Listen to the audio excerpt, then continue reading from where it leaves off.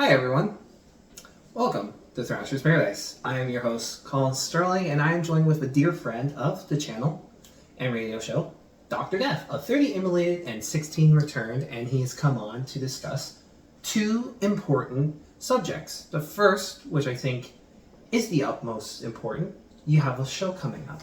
That's right. This Saturday, August 26th, I believe it's the 26th, we're going to be playing Duffy's Tavern in Toronto with Decimate's going to be headlining. There's Birdizo and Death Club. Should be pretty awesome. Yeah, it sounds like a great lineup. An infamous venue. Yeah. So it should be a match made in hell. There you go. Yeah, the sound guy there is really good. It's a really nice venue. They got a good stage and good gear. So last time we played, we loved it. We played like one of our best sets live we've ever played before when we played that place. Oh, that's awesome. Just such a good vibe. How long has it been since 30 Immolated has made their presence known in Toronto? In Toronto, I think Duffy's was the last time maybe, and that was like it was pre-COVID. Oh wow. Is that? Oh, COVID's such a blip. Yeah. Like having to think around that. It honestly is. Yeah, I think that was the last time. It was before COVID. Like honestly, it feels like COVID has changed everyone's lives. Oh yeah. And all the directions in life that everyone was going to. Yeah. But finally, we're all finding our footing, and 30 Immolated is back where they belong, back That's on right. stage. That's right. Yeah, it took us forever. It's also because we're working on new material, so we probably could have started playing gigs in April, but we're just trying to get stuff solid and things like that, and just thought we'd like to do a few shows. So yeah, we just did one in Hamilton, and now this one in Toronto, and hopefully do a few more in the area. Yeah. Just kind of get things out there. Why not? Yeah. But transitioning from new material, there is something in the works, and fans of 30 Immolated can help out with it, no? Yes, they can. So we're doing a crowdfunding campaign with Indiegogo, which is kind of like a GoFundMe type thing. In this campaign, you'll be donating all of your hard-earned money to us, your lovely libertines, because that's, you're our slaves and you're eternally ours, for our next album. And this is for the recording engineering, the mixing, the mastering, the videos, which we've already started shooting, and just everything involved in that, and physical press of CDs. We're also going to be doing limited runs of things like the vinyl and posters and t-shirts and cool stuff like that, like rewards, delicious, tasty rewards for people willing to give us all their money. Give now.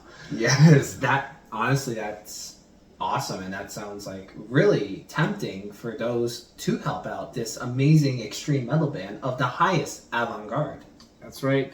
And some cool little things that'll be coming along with the package. And I have all the perks here that I can check out. So the first one is starts off at $25, and it's a digital download of the new album with everything. And then there's the couple of tiers also. You can be invited if you're within the area to actually come on stage and be one of our sacrifices.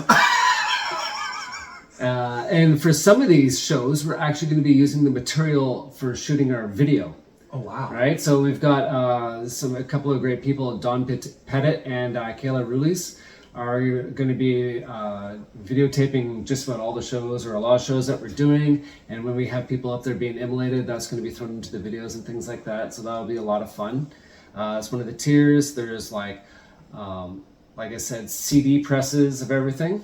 We're going to be doing a very limited run of vinyl because vinyl is very expensive, but I've always wanted to make a vinyl.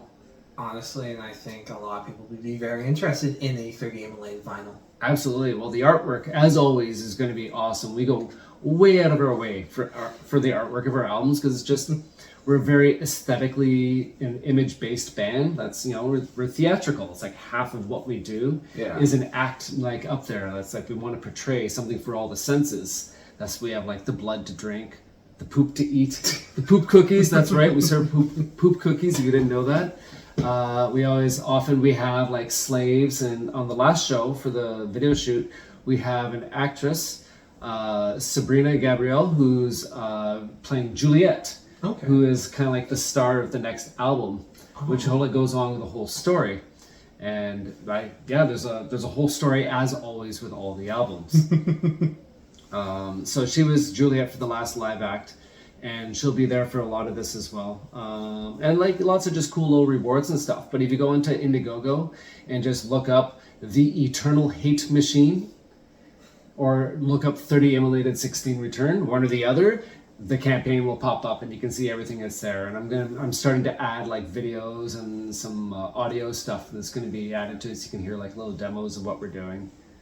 Awesome. And you can also find it in the link down in the description, because Dr. Def was so kind to join us here today that it's only right that we make it easier for you, the slaves at home, to support the libertarians. That's it.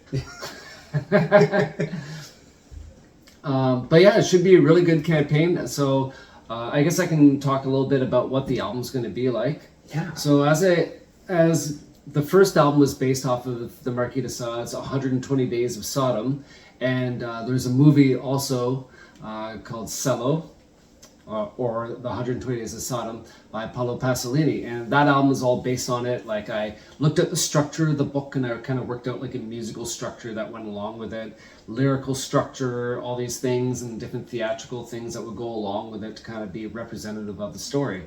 And that was completed. Then we did the Rite of Spring thing. That was just more of like a cover album. This next one is kind of back to the Marquis de Sade again, and it's his novel called Juliet, which is 1,200 pages of ranting, raving, murder, and rape, and all the terrible things like infanticide and other things like that. It is just, it was quite the mammoth of the book to get through. Most people don't get all the way through. They usually put it down. Okay. You either put it down because you get bored, because there's like rants that go on for like 3 or 4 pages about absolutely nothing but like straw man arguments. And then the other half is just so disturbing. They're poisoning people, they're raping people, they're like kidnapping, they're murdering, they're drowning, like anything you can imagine. So, but in this story, it's actually, most people have heard of his more famous story. It's kind of like a sister novel called Justine. With the two of them are sisters, and they get dropped off at the convent. And Justine says, "No, I will not fall into this horrible, evil ways. I will be my good moral self." And she goes on in her book, and she just gets destroyed the whole time. She's kidnapped, like just crap beaten out of her, raped. The worst things possible happen to her. And thus, in Marquis de Sade's eyes, the moral of the story is, don't be such a fool. You have to bend with the wind. Right? You can't just go against everything and go, if she had just accepted what she was, she would have had a better life. Mm-hmm. Whereas Juliet is someone, as soon as she gets in and she has a choice, she decides to go along with it. And she says, okay, I'm going to learn how these people come to this level, how these people become libertines like this. And so she falls in love with the nun, the first headmistress at the convent, and that goes on, and then she meets all these important people, and she kind of doles herself out as almost like a prostitute at first, until she has enough money that she becomes a madam, and she has all her own like set of girls and everything, and she becomes this mistress. And then all along the way, so she's part of what drives her is her need for murder and theft.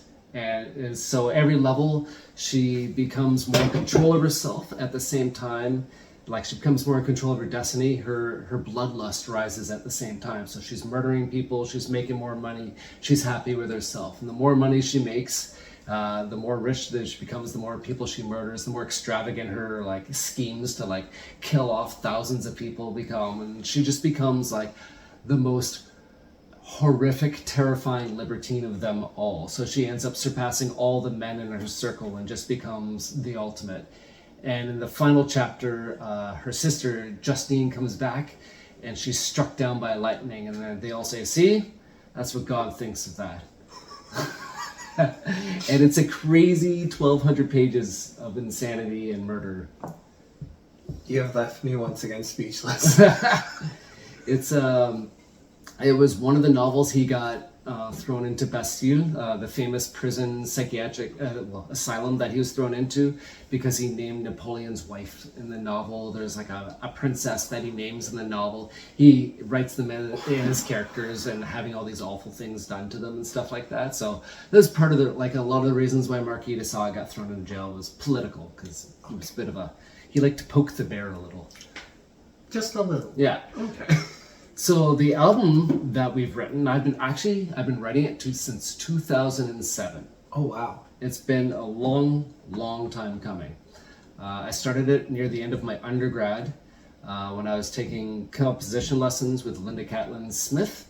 It was this wonderful composer down in Toronto, and she just totally got me. She's totally not into metal. Couldn't stand the sound of the grating sound of the death metal voice. She's just like, I can't take it. I can't listen to it. Yeah. But she thought the music was great, and she was just such a fantastic teacher. She could like help to guide me quite a bit. And I wrote like probably 50% of it between then and the first year of my master's degree at University of Toronto when I was studying with Christos Hatsis. And that was just all on the side. None of that was for my marks or for my classes. That was just mine. But I still wanted the advice of these amazing composition teachers. Like, why wouldn't you ask them to help you out? Started that, and then I went into my PhD and, started working on other things. Started working on like the 30 Immolated stuff, like the first album. So Eternal Hate Machine kind of went to the wayside. But now that we had finished that in the Red Spring, I was like, I gotta get back into it. So I wrote the other half of the album over the past year. Oh, wow. And it's very much along the same veins and a lot of the same things. And since then, I've had the string quartet recorded. So there's a whole bunch of string quartets in it. There's parts where strings are playing with the band, whereas just have an entire string quartet movement. It's like 5 minutes long, and I have this fantastic vocalist. Her name is Sarah Isles, and she's from Toronto. She's what they call a soprano coloratura, which is a very large sounding voice. She has the most beautiful voice I've ever heard. I met her in my undergrad. She sang in my thesis. I'd heard her, she was singing in a student concert or something, and I heard her sing, and it just blew me away. And I was like, oh my God, that's the voice I need. I need her to sing for me. But I was so intimidated. Ruth, Madame Chamfil, had to like push me like, no. Got into it, just go ask, she'll say yes. And she said yes, and I was so happy. She did a fantastic job with that piece. So I was like, I need that voice again. Yes. And she comes back, and with age, her voice has become even stronger and bigger and rounder, and it's just absolutely beautiful. So I've already recorded the string quartet parts and the soprano parts.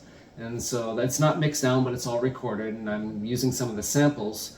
And how we always have the banter in between the tracks. So there's going to be a lot of string quartet behind that. That's going to be filler. Okay. And at the end of the work, there's going to be what we call a fugue, which is a very technical composition form that was kind of started off in the late Renaissance and crystallized in the Baroque era. And it's like almost like a mathematical form of music. And I've always found it really, really interesting. There's something that really interests me about writing both very sentimental, dramatic music and also very stoic and cold music. And fugues I find are very, very cold. Mm-hmm. And that's like kind of a cool way to represent the Marquis de Sade, because his writing is very cold. One of the things I really like about his writing that differentiates him from other authors is that, especially in horror movies, is he never writes from the victim's perspective. Think about all the horror movies you know. It's always the victim, like he's the victim seeing the murderer, right? And you're like, you empathize with the person being killed. And that's part of the thrill. Well, the Marquis de Sade is different. It's always from the libertine's or the murderer's perspective, right? And so in the books, and hopefully in our performance, you never feel sorry for the victims, ever. You're just like, they're just a thing. They're just there for your amusement. That's all they are.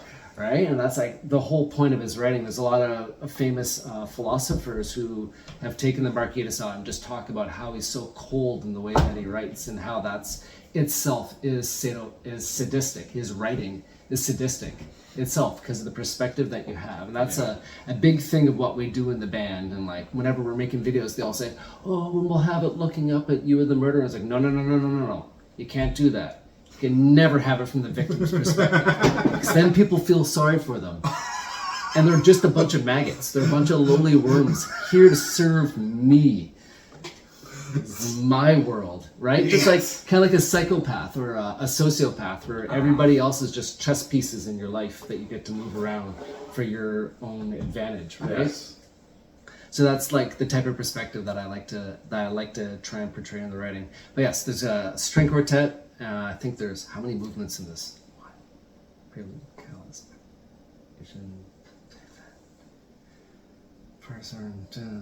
there's 7 metal movements and 3 string quartet movements. So there's 10 movements in total. And it'll be an hour long, which is long for us. The first album was like 35 minutes or something. It was short, 35, 36 minutes. Yeah. And that's with all the noise and everything.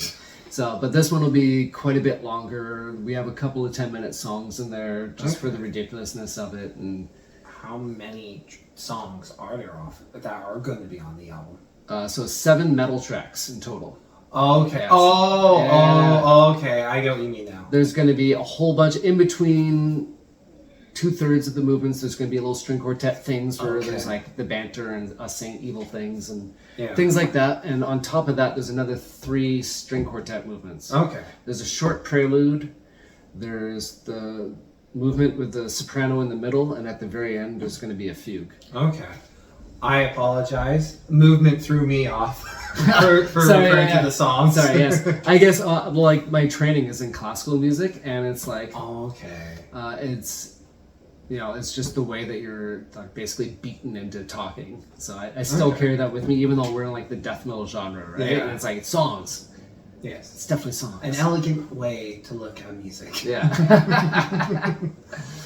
Awesome, but thank you, Dr. Death, for absolutely taking time out of your schedule just to come sit down with me and talk about the Indiegogo campaign, which you, again, find in the description down below, and the upcoming show at Duffy's, Saturday, August 26th. You can't miss that. Go see the Libertarians perform live and leave more disturbed than you walked in with. Exactly. It'll be a fun, scary show.